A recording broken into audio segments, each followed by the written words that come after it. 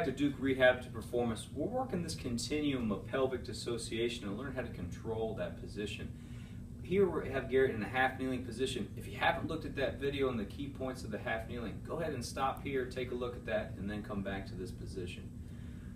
So now we want to really work on this position. We're going to keep the hips stable, and we're actually going to have his upper body kind of have to control his position. So again, we're looking at static control down at the hips while controlling a dynamic trunk.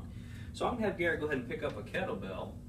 And right now we're going to start him at a low halo, if you will. So what he's going to do is he's going to maintain that position. All the weight's going to stay on his down leg.